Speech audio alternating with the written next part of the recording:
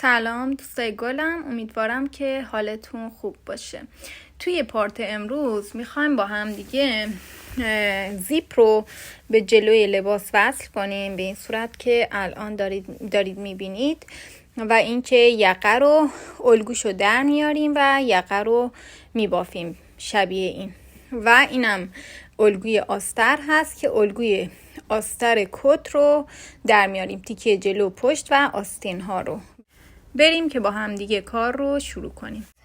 میخوام که این جلوی کارمون رو ببافیم. من این یکی رو بافتم.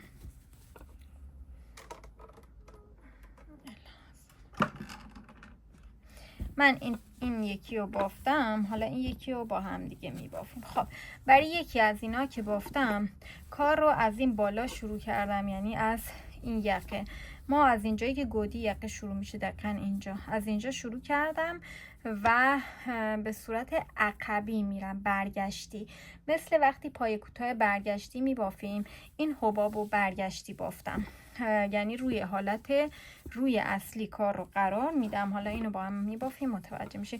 البته که من ویدیوشو گذاشتم توی کانالم و اینکه اگه شما تا اینجا اومدین، یعنی این آستین رو هم الان وصل کردین که دقیقاً میخوام بافتی که برای آستین انجام دادم برای این تیکه هم انجام بدم. خب کارمون رو حالت روی اصلی هست و به صورت برگشتی کار رو ما میبافیم، یعنی روی اصلی کار به صورت برگشتی. قلابی که استفاده کردم قلاب سایز 4.5 هست. شما میتونید 4 هم استفاده کنید اگه دیدین که با استفاده کردن 4.5 کارتون مثلا حالت یعنی انگار افزایشی پیدا میکنه، کار باز میشه، قلابتون رو سایز 4 استفاده کنید. من برام سایز قلاب 4.5 کافی بود، به خاطر همین 4.5 استفاده میکنم. یه دونه گره میزنم به این صورت. حالا از این ور یه سمت کار از این پایین ما به صورت برگشتی میریم، سمت اون ور از اون بالای یقه میایم. خب توی آخرینش من قلاب رو فرو میکنم. آخرینش این یکی است که کامل این پایین هستش. من میخوام اینجا قلاب رو فرو کنم به این صورت و این گره رو از توش میارم بیرون. قلاب من 4.5 هست، گفتم شما اگه دوست داشتین 4 هم میتونید استفاده کنید. یه دونه زنجیره میزنم و یه ذره این زنجیره که زدم رو به سمت بالا میارم و الان میخوام حباب بزنم همون جایی که نخم رو وصل کردم که روی این کته هست. قلاب رو فرو میکنم، نخ میگیرم میارم بیرون. این 1، دوباره 2، 3 و اینم 4 بار به این صورت انجام میدم. نخ میندازم رو قلاب، از تو همه خارج میکنم. یه دونه هم زنجیره میزنم به این صورت. خب دوستان، من چون برای اون سمت کار قلابم رو 4.5 استفاده کردم، به جای یه دونه اینجا راه کنم، گهگاهی 2 دونه راه کردم چون میخواستم کارم پهن نشه. خب شما سایز قلاب 4 که استفاده کردین، بعد از این که اینو بافتین فقط یه دونه، یه پای اینجا راه میکنین، یه دونه از اینا، بعد میرین روی بعدی و دوباره حباب میزنین. من چون برای اون سمت این تیکه پایین رو 2 تا اضافه راه کردم، اینجا هم 2 تا راه میکنم. اگه 4.5 اگه دیدین کارتون داره افزایشی پیدا میکنه، ولی اگه قلاب سایز 4 استفاده کنین نیازی به این کار نیست. خب من یه دونه راه میکنیم، میریم روی بعدی و دوباره حباب میزنیم. 1، 2، 3 و اینم 4. نخ قلاب از تو همه خارج میکنم و یه دونه هم من زنجیره میزنم. یه دونه رها میکنم، میرم روی بعدی و یه دونه دوباره به این صورت پایه بست میشه میزنم، بعد میکشم بالا. دوباره اینو دوباره یه دونه حباب میزنم. 1، 2، 3 و اینم 4. نخ قلاب از توی همه اینا خارج میکنم. یه دونه هم زنجیره میزنم.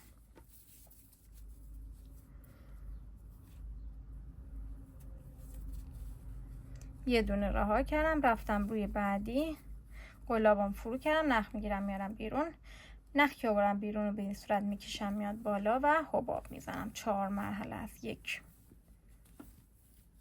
2 3 و اینم 4. نخ میندازم رو قلاب، از تو همه خارج میکنم، یه دونه زنجیره هم میزنم، یه دونه رها میکنم، میرم روی بعدی، باز تکرار میکنم کارم رو.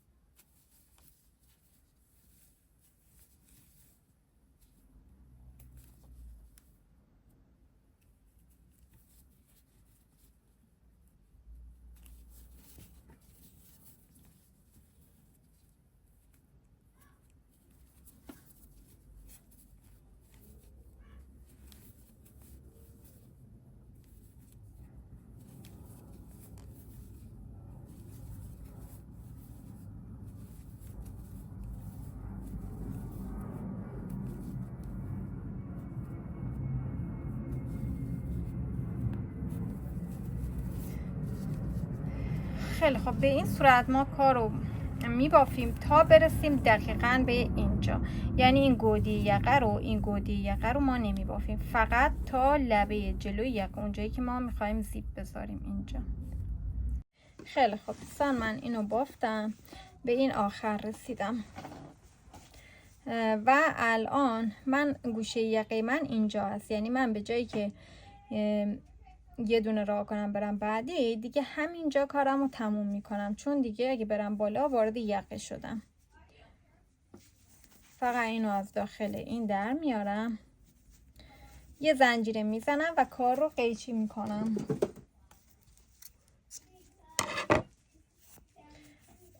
اینو هم تو کار مخفی میکنم. خب این برای این سمت یقه. برای این سمت یقه از سمت پایین اومدم، برای اون ور یقه باید از این ور بریم، چون که باید روی اصلی کارمون باشه. خب دو سمت رو به همین صورت انجام میدیم. خیلی خب دوستان، قبل از این که ما اصلا شروع کنیم به دوخت آستر به کتمون، ما باید زیپ رو بهش وصل کنیم. این روی زیپ من هستش که یکیش میاد برای این سمت کار، یکیش میاد اون سمت کار. خب من اینو باز میکنم، در میارم برای راحتی. اگه مال شما از اوناست که در نمیاد مشکلی نیست، فقط زیپتون رو باز کنید. این زیپ ببخشید، فقط این زیپ رو باز میکنیم و الان میخوام وصلش کنم به اینجا. بچه ها اینو خیلی نمیبرم داخل وصل کنم که وقتی بسته میشه این دوتا به این صورت رو هم دیگه باز بشن. اینو باید من لبه کار وصل کنم که این زیپ بزنه بیرون، چون اگه خیلی داخل باشه این دوتا لبه به این صورت میان بالا. پس کاری که میکنیم الان، من میخوام اینو وصل کنم. ما قبل از این که آستر رو وصل کنیم زیپ رو وصل میکنیم. اینو به سمت وارونه برمیگردونم، این که به این صورت، یعنی زیپ ما آماده میشه، زیپ کت ما به این صورت هست. پس به این صورت برش میگردونم الان و میخوام با کاموا و سوزن اینو بدوزم. بچه من زیپ رو هویه کردم، شما نیازی نیست که زیپ رو هویه کنین. اگه هم دوست داشته باشیم برای اینکه حفره مشخص باشه میتونید هویه کنید مثل من. اینو میذارم رو لبه کار، خیلی نمیبرم داخل، یعنی میاد روی این حبابا. من اینو روی این حبابا با سنجاق وصل میکنم تا اون بالا. خیلی خب بچه ببینید، هر کاموای اینجا استفاده کنید هیچ اشکالی نداره. یه کاموای ظریفی که هر چقدر بگیری بکشیش کنده نمیشه، به خاطر اینکه کاموای محکم ما میخوایم. بعد اینجا شروع میکنیم به بافتن. بچه ها ما بافتی که انجام میدیم و روی این حبابا من انجام میدم. خب این دقیقاً وسط حباب که نیست، یه ذره این ور حبابه. این ورم هی برمیگردونیم کارمونو که این بیرون زده باشه از اینجا به این صورت. از اینجا از این حباب کاموامو وارد میکنم با سوزنم رو به این صورت و اینو میدوزم. به صورت معمولی ما اینو تا بالا میدوزیم. حالا اینجا رو گره میدم برای که کارم محکم بشه. اینجا نامرتب هم دوخت بشه هیچ مشکل نداره، چون ما این آستر کشی که میکنیم این میره روی آستر، یعنی اصلا پیدا نیست کار ما. پس راحت هر جور که دوست دارین اینجا رو بافت انجام بدین.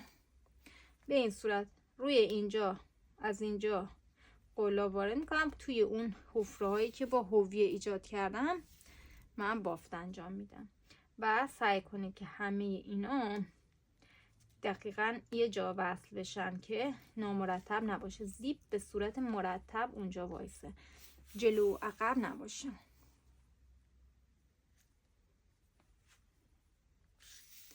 خیلی خب بچه ها، همینجور اینو تا بالا میدوزین. بعد که این کارو کردین تیکه زیپ اینوری رو هم وصل میکنید. زیپ اینوری هم دوباره دیگه حتما دقت کنید وارونه وصل نکنید بچه ها که کارمون خراب نشه. به این صورت اینم میذارم همینجایی که گذاشتم. سنجاق میزنم، نزدیدم مشکل نداره، همینجوری تا اون بالا میدوزم. خب برای اینکه آستر این کت رو در بیاریم ما به الگوی تیکه پشت نیاز داریم که به حالت دولا قرارش میدیم به این صورت و پارچه رو دولا میکنیم. وقتی میخوایم پارچه رو دولا کنیم از این بالا دو تیکه پارچه رو میگیریم به سمت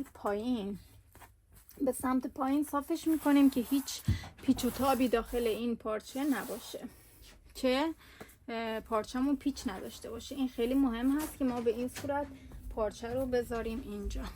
ما برای تیکه پشت نیاز به یه پیلی 2 تا 3 سانتی متری داریم، به خاطر اینکه کارور پشتمون راحت باشه، کارور سمت پشت. خب اینو میذارم روی این و این پیلی رو هم میذارم. من میخوام پیلی رو 2.5 سانتی متر، 2 تا 3 سانتی متر میتونیم پیلی رو قرار بدید. 2.5 سانتی متر خوب هست. بچه زیر پارچه رو حتما یه باکسی که باز کرده باشین زیر پارچه قرار بدین، چون ما بعد از این که الگوی این کار رو در آوردیم قیچی نمی کنیم. ما با اون هویه دور تا دور کار رو هویه می کنیم.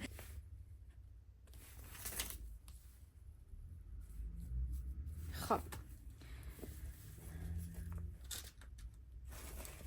الان ما آزادی هایی که میخوایم به این الگو بدیم برای اینکه جای دوخت داریم بهش میدیم. از اینجا و پهلوها بهش آزادی میدیم، ولی بچه ها از پایین کار ما هیچ آزادی به این کد نمیدیم. اونم به این خاطر هست که ما این کد که میخوایم درست کنیم، الان کد رو بهتون نشون بدم. ما این کد اینجا ببینید الگوی ما تا اینجا هستش، ولی کدی که ما درست میکنیم آخرین چیزی که میدوزیم اینجاست، یعنی حدوداً 2 تا 2.5 سانتی متر آسترمون رو بالاتر میدوزیم، به خاطر اینکه میخوایم پیدا نباشه پایین کار. پس نیازی نیست به پایین کار هیچ گونه آزادی بدین برای جای دوخت. همون مقداری که اضافه هست برای جای دوخت ما استفادهش میکنیم. حالا با یه خودکار یا یه گچ که توی خیاطی میتونین استفاده کنین، اول الگوتون رو اینجا روی پارچه در میارید. بعد از اینکه الگو رو در آوردین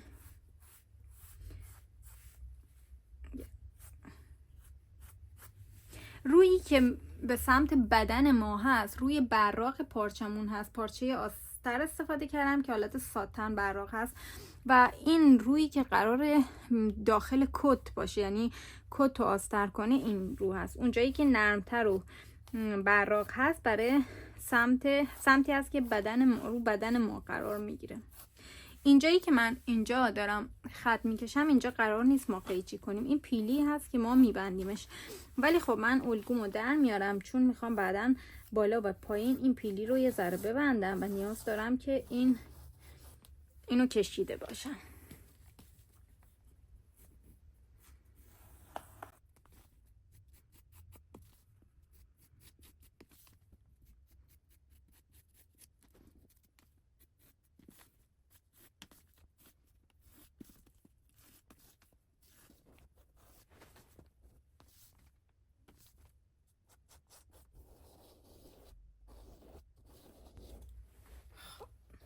الان الگومو روی پارچه کشیدم و اینو برمیدارم و آزادی به کارم میدم. آزادی هایی که میدیم یکسان باشن برای هم سمت پشت هم سمت جلو. دقیقا بی اندازه آزادی اضافه میکنیم که بعدا برای دوخت که دوتاشون رو هم قرار میدیم کارمون کم و زیاد نشه. خب بچه من 1.5 سانت آزادی میدم. کاری که میخوام انجام بدم، من به حلقه آستین سرشونه و این حلقه گردن 1.5 سانت آزادی میدم جای دوخت، ولی به این پهلوها 2 سانتی متر جای دوخت میدم.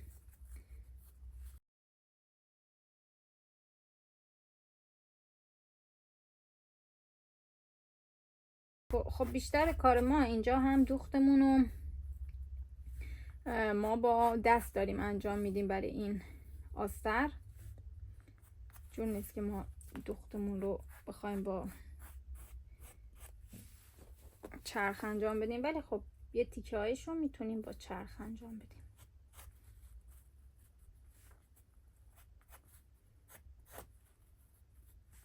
بچه ها کارمون نیاز به سردوز نداره، ولی کاری که انجام میدیم ما هویه میکنیم دور اینا رو، به جایی که قیچی کنیم هویه میکنیم، اینجوری کارمون خودش سردوز میشه.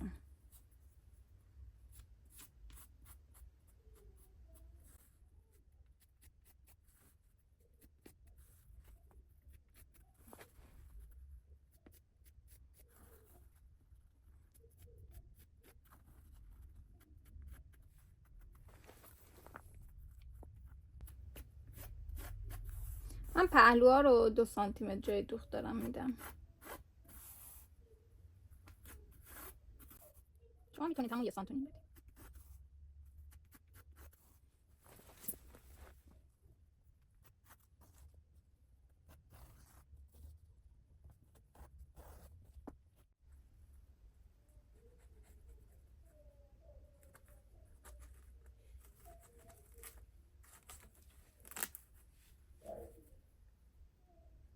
من برای هویه بچه ها ببینید، برای اینکه کارم الان تکون نخوره دارم این کار رو انجام میدم. این کارو که میکنم الان این کار به هم دیگه میچسبن، دیگه تکون نمیخورن.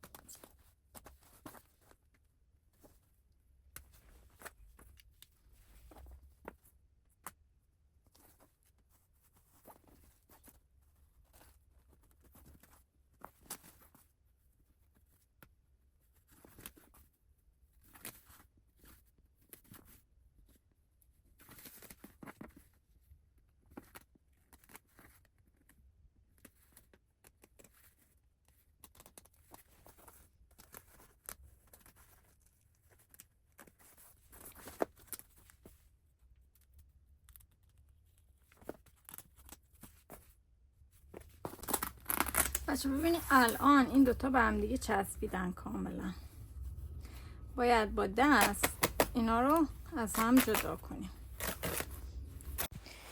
اگه پارچتون جوری است که نخکش میشه، اینجا دیگه با دست اینا رو نکشید. میتونید با یه قیچی بینشون رو باز کنید و بعد جایی که نخکش شدن مثل من هویه کنید. اینا رو میکشم.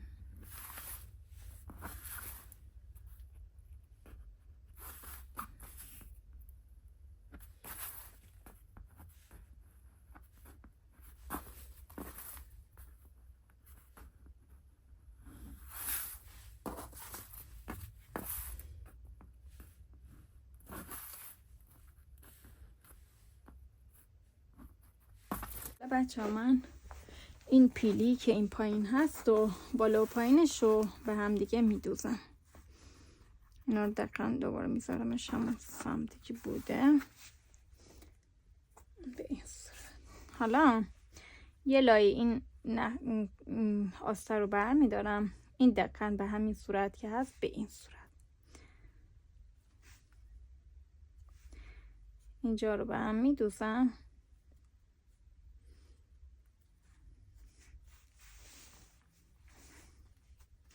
یه 3-4 سانتم میام پایین تر ازش، خیلی نمیام.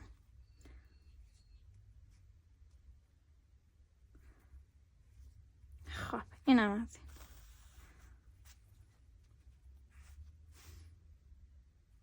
پایین کارا هم همین کار رو انجام میدم. بعدم اتوش میکنم. پایین کارم انجام بدم. به همون سمتی که اینو بردم اینو هم میبرم.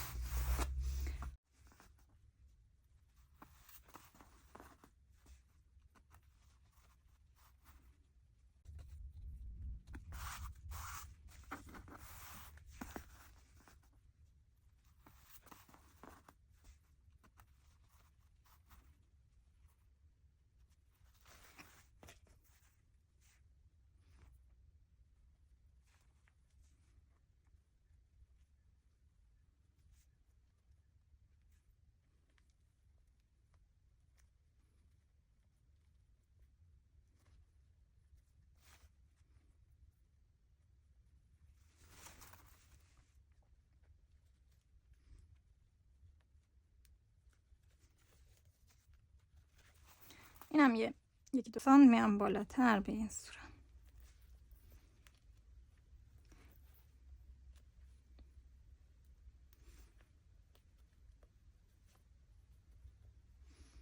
من اینو فعلا میذارم اتوش که کردم، بعدم باز میکنم با چرخ از اون ور میدوزمش. خب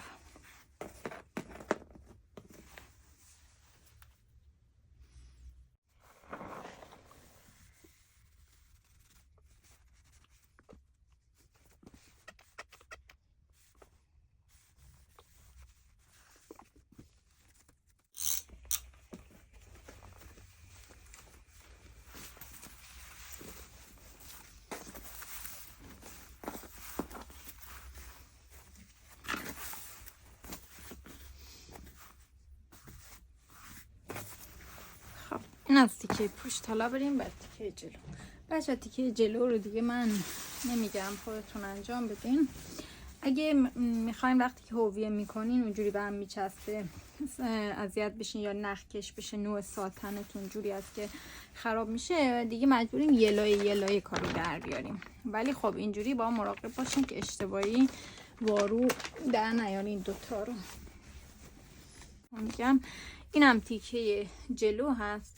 تیکه جلو رو هم میذاریم رو پارچه، رو دلای بسته، پیچ توی پارچه نباشه. بعد دوباره کاری که میکنیم این هست که الگو رو کپی میکنیم. بعد آزادی دوخت من به این بالا 1.5 سانت دادم، برای اینم 1.5 سانت میدم. به این ور و اون ور و پایین کار نمیدیم، به این ور و این ور من 2 سانتی میدم. شما هم هر چقدر که دوست دارین برای جای دوخت. این دلای بسته نیست، این یه تیکه جلو اینوری هست، یه تیکه اونوری هست و اینو باز هویه میکنیم بعد از اینکه کپی کردیم. این از این. من الگوی تیکه آستین تیکه جلو و پشت رو جدا در آوردم به خاطر پارچه که یک تیکه از پارچه رو نگه دارم. خب اینو اینجوری گذاشتم، الگو رو کپی کردم، جای دوخت دادم، از پهلو و این ور و پایین کار 2 سانت، حلقه آستین به اندازه حلقه آستین جلو و پشت 1.5 سانت من دادم. خب بعد این تیکه جلو هست به این ور به این صورت گذاشتم، اینجا رو یه دونه نخ گذاشتم که بدونم این تیکه جلو هست. بعد برای دومی که میخوام بیرون بیارم باز به همین صورت اینو میارم این ور و اول مطمئن میشم که توی این پیچ نباشه. خب بعد الان من اون یکی الگو رو که در آوردم تیکه جلو به این ور بود، الان این الگو رو برعکس میکنم به این صورت. الان تیکه جلو اومد این ور، وقت این ور بود الان این وره.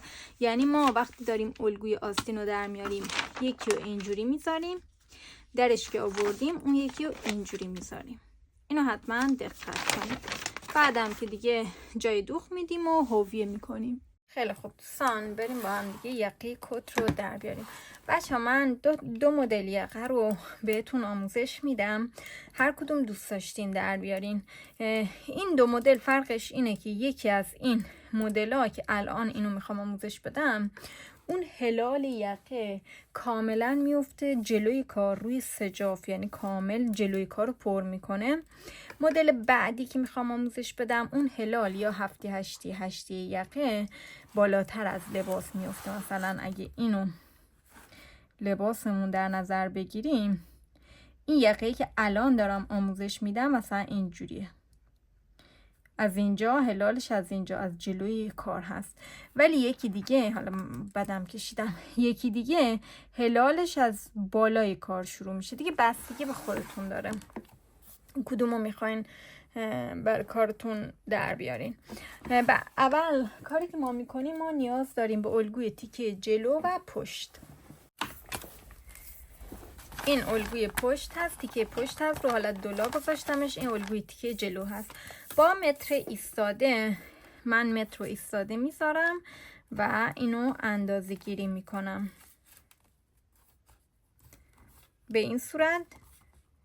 24 تا هست برای من، از اینجا تا اینجا، اینجا تا اینجا. خب 24 سانتی متر. الان یه خطی من اینجا رسم میکنم به اندازه 24 سانتی متر. یه خطی رسم میکنیم به اندازه 1/2، به اندازه 1/2 دور یقه که ما الان خودمون 1/2 گرفتیم. یعنی این اندازه که ما الان گرفتیم دیگه 1/2 نمی کنیم، چون خودش 1/2 بود. نصف یقه جلو بود و نصف یقه پشت بود. خب یه خط به اون اندازه رسم میکنم. برای من 24 سانتی متر بود، من خطمو 24 سانتی متر رسم کردم. سمت چپ کار اسم نقطه رو میذارم آ، سمت راست میذارم بی. حالا عمود از اینجا یه خط میرم بالا، از این ورم یه خط میرم عمود بالا. کارم رو عمود رسم میکنم به این. خب از نقطه B به اندازه 6 سانتی متر خارج میشم، میام اینجا و اسم این نقطه رو میذارم C و یه خط عمود از C میکشم به سمت بالا به این صورت. حالا از نقطه A به اندازه 6 سانتی متر میرم بالا به این صورت. بچه ها این 6 سانتی متری که میریم بالا، این شما میتونید 5 سانتی متر بریم بالا، میتونین هم 7 سانتی متر بریم بالا. هر چقدر ما بیشتر بریم بالا، یقه ما ایستادگیش کمتر میشه و میخوابه روی لباسمون. یعنی اگه بیشتر کنیم فاصله رو، یقه ما خوابیده تر هست. اگه فاصله رو کمتر کنی یقه ما بیشتر میسته. فاصله 5 تا 6 سانتی متر خوب هست برای این کار. خب به اندازه 5 تا 6 سانتی متر هم من اینجا گذاشتم. اسم این نقطه رو هم میذارم نقطه D. حالا از نقطه D به نقطه B یه خط رسم میکنم، وسط خط رو مشخص میکنم،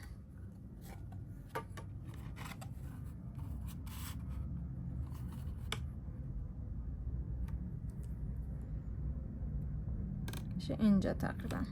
و وسط خط رو که مشخص کردم 1 تا 1.5 سانتی میرم بالا، علامت میزنم و با شیب از اینجا شیب میدم تا به اونجا 0 میشه و به اون صورت وصلش میکنم.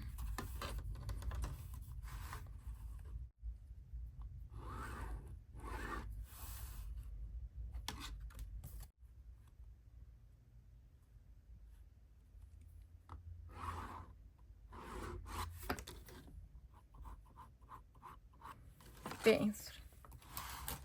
اینجا ما بهش نیازی نداریم، اینا جز یقه ما نیست، یعنی جایی هست که دیگه دورش میریزیم. خب حالا خطکش رو میذاریم روی نقطه B و از نقطه B خطکش رو جوری میذاریم که وقتی اینجا با 10 سانتی متر نقطه رو قطع کنه. خب 10 سانتی متر میشه این 10 سانتی متر، یعنی خطمون بشه 10 سانتی متر میشه اینجا. این از خط ما. حالا از نقطه D به اندازه 7 سانتی متر میرم بالا و علامت میزنم به این صورت. الان همه این نقاط رو من 7 سانتی متر میرم بالا و علامت میزنم.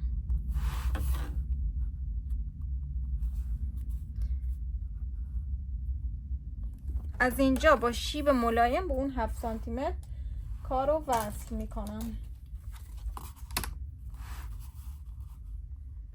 تقریبا این 7 سانتی متر رو قطع داره میکنم، خیلی شیب ندادم.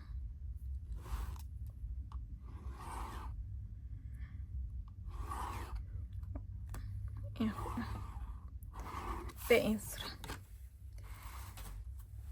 این از یقه. شما اگه دوست داشته باشین میتونین یقتون نوکش تیز باشه، به همین صورت دیگه این میشه یقه. اینو میذارین روی دولای بسته، دولای بسته درش میارین.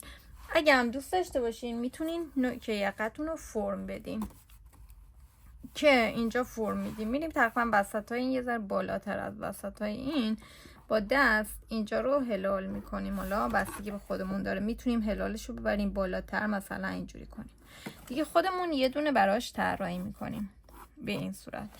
اگه باز بخواین یه تغییرات ایجاد بدین، یه مدل دیگه هم ایجاد بدین، باز میتونین اینجا رو یه ذره بیاین داخل، بعد اینجوری هلال ببرین، یعنی لبه یقتون یه ذره برآمده تر باشه، بعد اینو ببرین. خب این یقه که الان ما در آوردیم، این یقه نیست که بذاریم رو خز و ما خز رو در بیاریم. ما باید به اینا آزادی بدیم، چون ما وقتی داریم کار رو هویه میکنیم باید به این که دولای بسته است کاریش نداریم. اینجا باید، چون ما میخوایم بریم داخل بعد هویه کنیم، حدوداً 7 میلیمتر تا 8 میلیمتر ما میخوایم هویه کنیم، پس اون فضا رو ما به این میدیم. میتونیم همین الان با خطکش این فضا رو بهش بدیم، یعنی دور تا دور کار 8 میلیمتر تا 1 سانتی، بستگی به خودتون داره که میخواین اون خز رو ببرین کجای خز هویه کنین. خب اون 8 میلیمتر رو اینجا علامت گذاری میکنین و دور تا دور یقه میان به این صورت. میتونین روی کاغذ، حالا خیلی اینجا شلوغ هست، میتونین هم ببرید اینو بذارین روی خز و روی خز بهش آزادی بدین، کاری که من خودم انجام دادم. حالا کاری که میکنیم یقمون رو قیچی میکنیم. اگه شما نوکتیز باشه از اونجا قیچی میکنین، اگه هم اینجا لبش رو گرد کرده باشین شبیه این از اینجا قیچی میکنم. اینم از اون بالاترین نقطه‌ای که من هلال کردم قیچی میشه.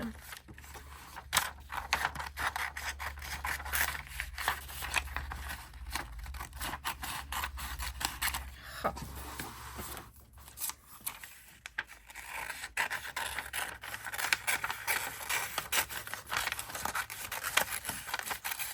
اینم از این. خب الان اینو میذاریم روی، حالا من شماره 2 رو آموزش میدم. حالا بریم الگوی شماره دوم، الگوی یقه. 2 تا مدل یقه رو میگم، هر کدوم دوست داشتین انتخاب کنین. این کاری هم که میکنین خیلی شبیه به هم دیگه هم، فقط یه ذره متفاوتن. خب دوباره یه خط روی صفحه رسم میکنیم به اندازه همون هلال دور یقه و پشت رو الگو، یعنی میشه نصف هلال یقه و پشت ما. رو الگو ما به حالت نصف درش آوردیم، برای من 24 سانتی متر بود، 24 سانتی متر رسم میکنم. بعد از اینجا به اندازه یه خط عمود میکنم میرم بالا، از این ورم یه خط عمود میکنم میرم بالا به این صورت. از اینجا اسم گذاری میکنیم، باز نقطه ها رو اسم میذاریم گیج کننده نشه. A و B. از نقطه A به اندازه 7 سانتی متر میریم بالا و علامت میزنیم، اسم نقطه رو میذاریم نقطه C.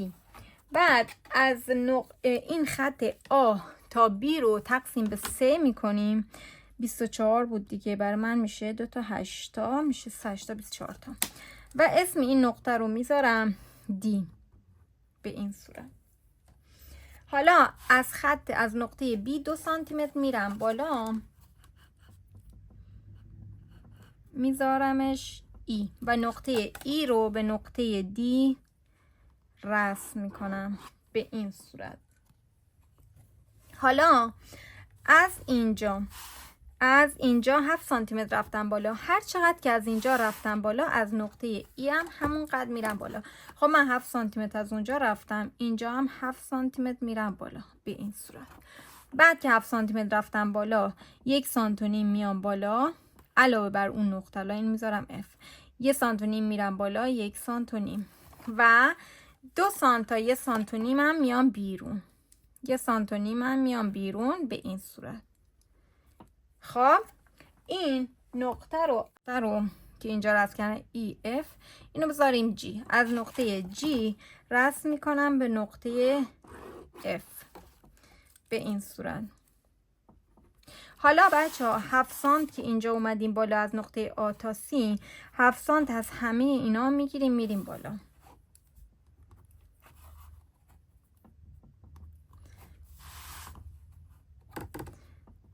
خب و از اون نقطه از اینجا به صورت شیب ملایم تقریبا هلال، همون 7 سانتی که اینجا رفتیم بالا، این خطوط رو به هم دیگه وصل میکنیم به این صورت. میشه اینجا، بعد اینجا. اینم روی دولای بسته است، دولای بسته میذاریم. حالا قیچی میکنیم. این که ما دوریز کارمون هست، خطی که ما قیچی میکنیم میشه اینجا. بچه 7 سانتی متر که رفتم بالا از این نقطه، از این خط 7 سانتی متر بود. 7 سانتی متر از این خط حسابش نکردم.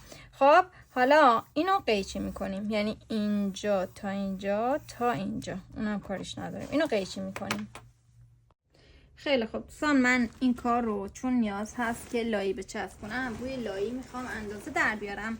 شما اگه خزتون خرگوش هست، کاری که من دارم روی لایی انجام میدم شما روی خز انجام بدین و چون نیاز هست که اینو بذارین روی خز. اگه خز خرگوش دارین که ضخیم هست و ایستایی خوبی هم داره، اینو بذارین روی خز و با اون خودکارایی که مخصوص پارچه هست یا هم گچ، نیم سانتی متر از هر سمت فضا بدین و کار رو طراحی کنید و بعد با حویه در بیارین. من چون نیاز به لایی دارم کارم رو روی لایی انجام میدم. اینجا دولای بسته خز یا لایی که من دارم میچسبونم هستش.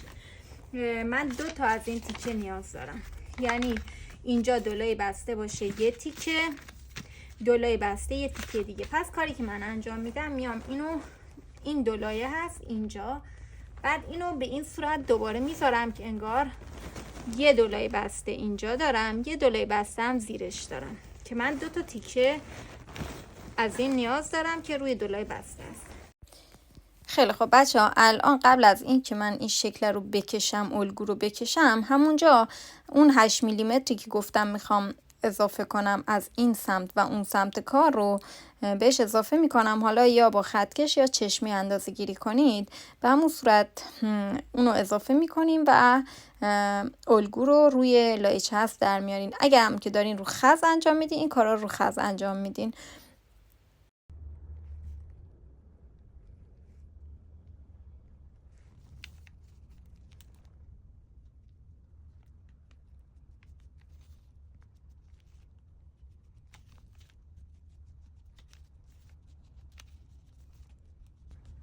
خب من این تیکه رو الان قیچی میکنم. دقیقا کاری که الان اینجا انجام دادم رو الان این تیکه رو میخوام قیچیش کنم.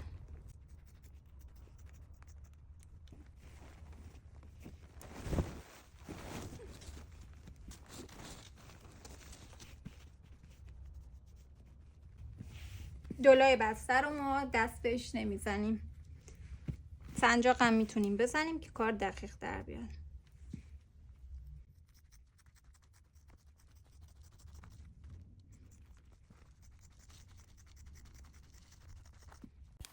بچه ها من برای یقم الگویی که آموزش دادم شماره 2 هست، همون که نوک تیز بود و گفتم نمیخواد کامل گردی یقه کامل جلوی سجاف نیست، یکم بالاتر هست.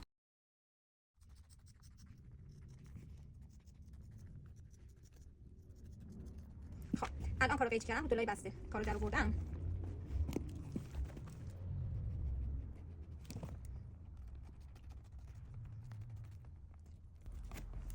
خب بچه این یقه ما هست، این الان من لای چسب یقه من هستش به این صورت. من این تیکه وسطش رو بعد گذاشتم، باید این تیکه رو هم قشنگ صاف کنیم به این صورت.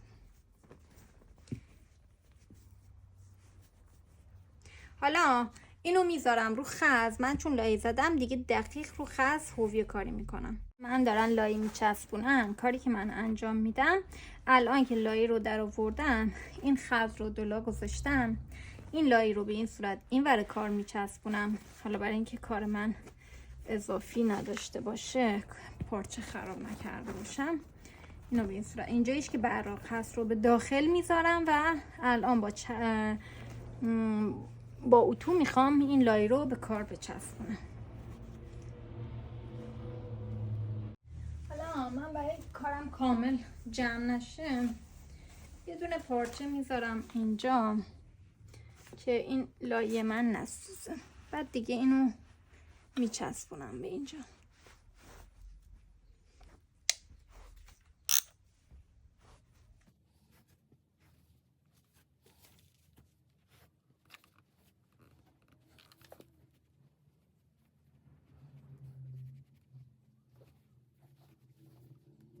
خیلی خوب دوستان، من این الگوی تیکه یقه هست، اینو روی خز در آوردم و بعد این هویه ایجاد کردم روی این کاری که من انجام دادم اومدم دو تا لایه رو به این صورت به صورت وارونه روی همدیگه قرار دادم و هویه رو اگه ببینید چقدر ضخیم هست، حفره بزرگ هست، از اینجا فشار دادم و از اون بیرون در اومد، ولی اینجا یه نقطه فقط ایجاد شد، نقطه‌ای که دوباره بعد از اینکه این ور کار رو هویه کردم برگردوندم اونجایی که یه نقطه‌ای فقط به من داد، باز هویه کردم که این دقیقاً موازی همدیگه هویه شده باشه. بعد هم اونو از همدیگه جدا کردم و به صورت روی کار به این صورت روی همدیگه قرار دادم. حالا هم میخوام به همدیگه وصلشون کنم. قلابی که دارم برای این کار استفاده میکنم قلاب سایز 4 هستش، نخم هم که دولایه هست و میخوام دور تا دور کارم رو پای بست از سمت زیری زنجیره بزنم و میتونیم هم بچه ها پایه کوتاه ببافیم، بستگی به خودمون داره. خب اینو من اینجوری رول میکنم، من اینو یکم بیشتر گذاشتم اگه دقت کنید، به خاطر این که من نمیخوام این کار پارشه یکم بیشتر رفتم داخل. خب به این صورت پای وصل زدم، یه زنجیره،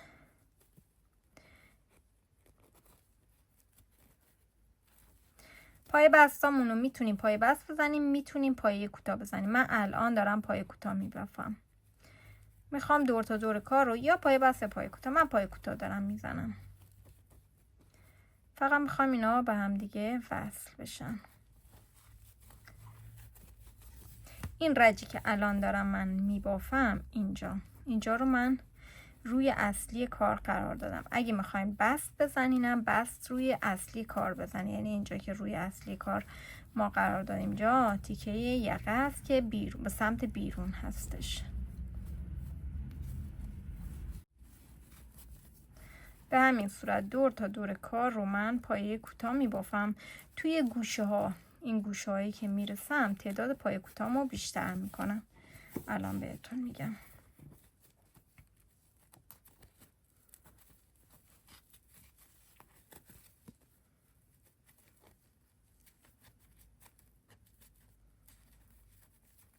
اینجا که گوشه کار هست من یه پایه کوتاه، دو تا پایه کوتاه میتونم تا وقتی این گوشه تموم بشه دارم پایه کوتاه میبافم.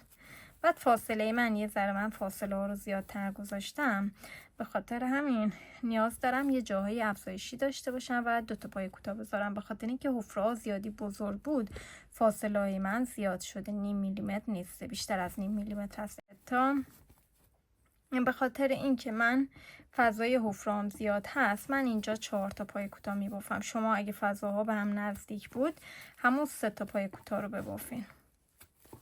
دوباره اینجای کارم دوباره پای کوتاه میبافم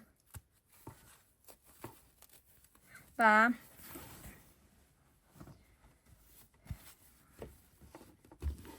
برای اینکه کارم لول نشه و چون فضای حفره‌ام زیاد هست بهشون افزایشی میدم. مثلا توی این حفره 5-6 تایی که یه دونه میبافم یه دونش رو توش 2 تایی میبافم. اینجا 2 تا بافتم. حالا بعدی رو یه دونه میبافم، بعدی یه دونه میبافم،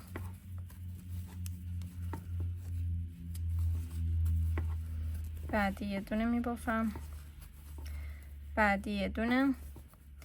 توی همین الان 4 شد. مجبورم که افزایشی بدم که کارم جمع نشه. به همین صورت تا اون آخر کار رو میبافیم. 4 تایی یا 5 تایی که یه دونه میبافیم. اگه مثل من گفتم فضاهاتون زیاد باشه، فضای این حفره تا حفره بعدی 4 تایی یه دونه افزایشی بدین یا 5 تا، بستگی داره. اگه ببینین کارتون گود شد یعنی نیاز داریم افزایشی بدیم. اگه کارتون چین شد یعنی نیازی نیست، افزایشیامون زیاد بوده.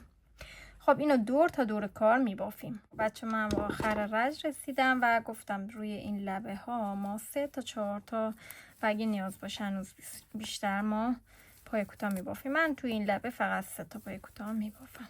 خب ما روی اصلی کار شروع کردیم به بافت. حالا پای بست میزنم به اولی رجم که کارو شروع کرده بودم.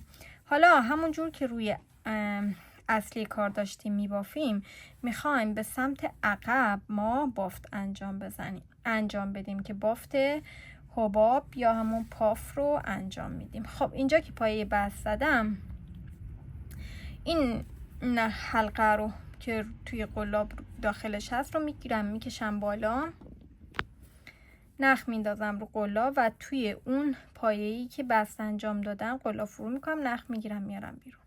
دوباره نخ میندازم رو قلاب، اونجا نخ میگیرم میارم بیرون. 2 و دوباره این کار انجام میدم. 3 4 یا 5 بار این کار انجام میدیم و اگه خیلی قلابی که دارین استفاده میکنیم ضخیم بود همون 3 بار، ولی 4 بار خوب هست. به این صورت الان یه دونه پایه راه میکنم میرم رو پایه بعدیش قلاب فرو میکنم و این نخو از توی اون حلقه‌ای که روی قلاب میگیرم میکشم بیرون و دوباره اینو میکشم بالا، نخ میندازم رو قلاب توی همون پایه‌ای که الان بست انجام دادم دوباره من پاف میزنم. 2 3 و اینم 4. نخ قلاب از تو همه خارج میکنم، یه دونه هم زنجیره میزنم، یه دونه پایه رها میکنم میرم پایه بعدی.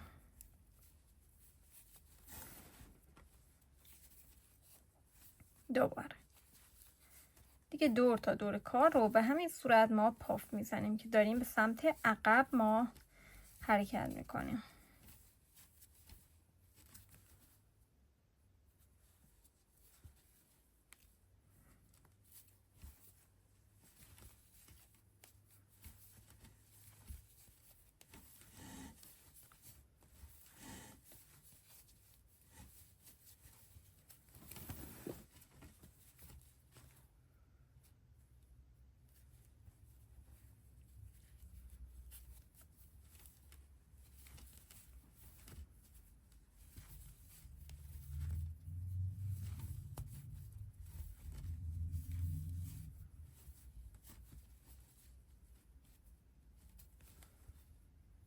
یه دونه پایه همیشه رها میکنم میرم پایه بعدیش و این کار رو انجام میدم.